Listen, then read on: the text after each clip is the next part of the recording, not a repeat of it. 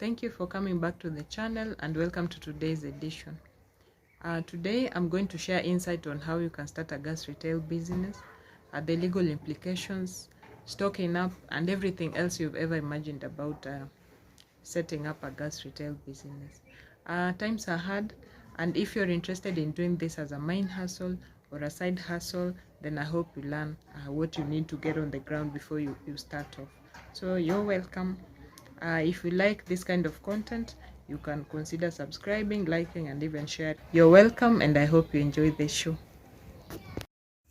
So amongst the first things that we want to do is to look for a good location.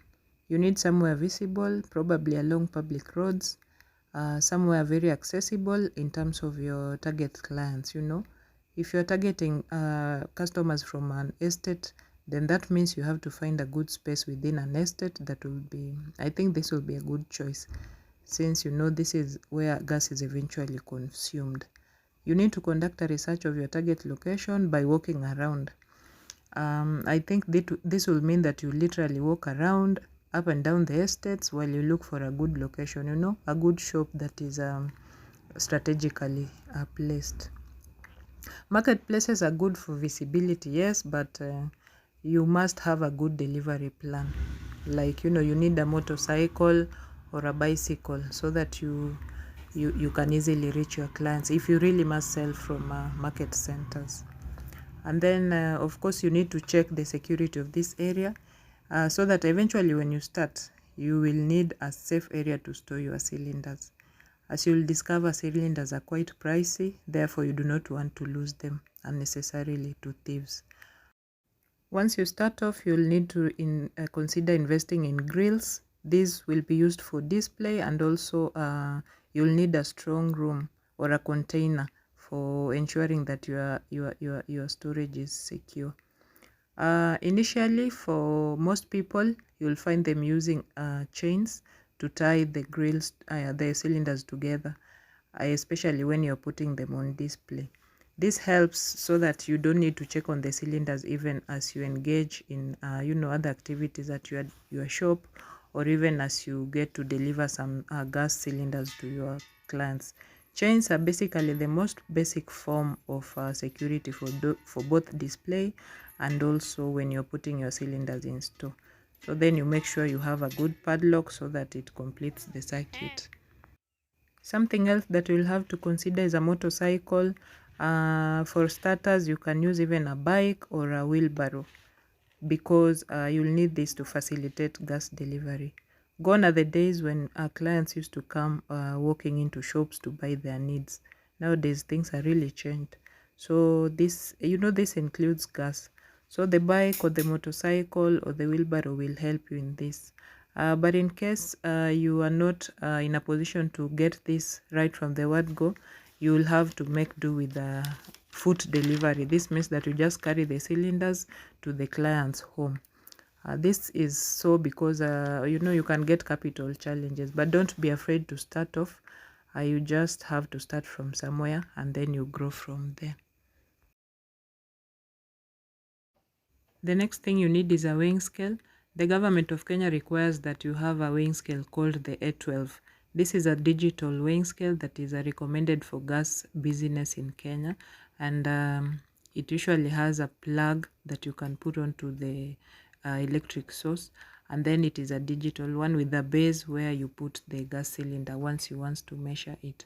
You will have to measure gases whenever you are receiving them from your suppliers, and also before you dispatch gas to your clients. This ensures that your business is reputable enough and that you are doing a clean business without necessarily being suspect of fraud. You'll also need a fire extinguisher. This one is a powder form that comes in 6 kg and 9 kgs. I think there are other formulations also. And right on to the legal requirements. Number one, you'll need to have your business registered. This you can do it very easily online using the eCitizen platform, where you choose and apply for a name and then follow the procedure thereafter. And also, you need to have a business license, which you'll get from the county offices, and this depends on your location. The charges will also depend on how far you are from the CBD and how big your shop is. Next, you also need a fire safety and compliance certificate, which you'll get from the fire department after inspection from the concerned staff who confirm that you have a working and serviced fire extinguisher. And also you'll receive basic training on how to use an extinguisher and fire emergency responses. In Kisumu, the fire station is right opposite Anvi Emporium on your way to downtown using Obote Road. You also need a weights and measures calibration certificate from the weights and measures office in your town.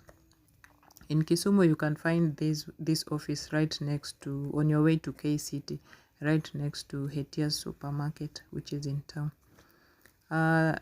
These requirements ensure that your clients get to enjoy the right gas weights, and is also a mark that you sell legit products.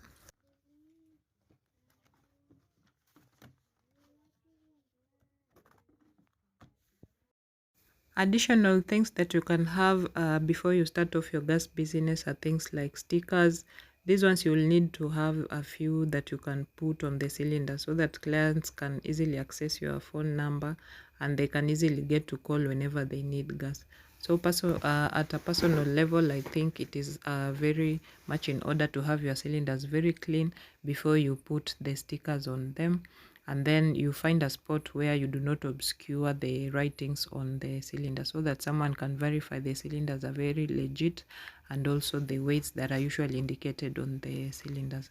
Then these stickers, you can also stick them on gates of compounds where you target these clients who will be coming to buy gas from your shop. You can also have them stuck on electric poles and anywhere else that is visible enough to attract your clients. Next in line for what you need is a receipt book, which will show your clients that your prices are legit and accountable. I think using a double-paged carbonated receipt book with the name and contact at the top can be adequate enough to help boost your business and also for accountability, especially if you'll be leaving someone in your side hustle to run the show for you.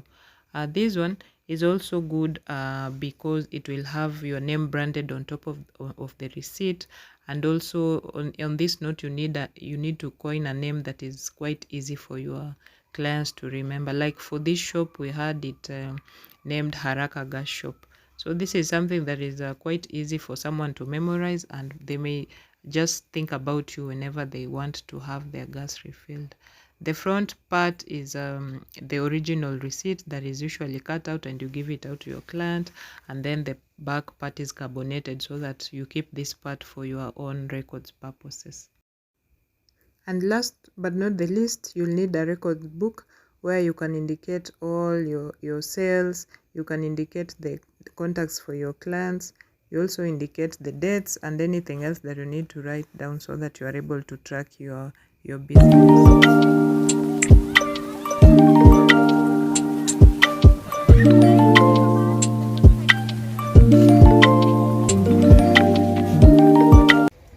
And with that, I come to the end of today's edition.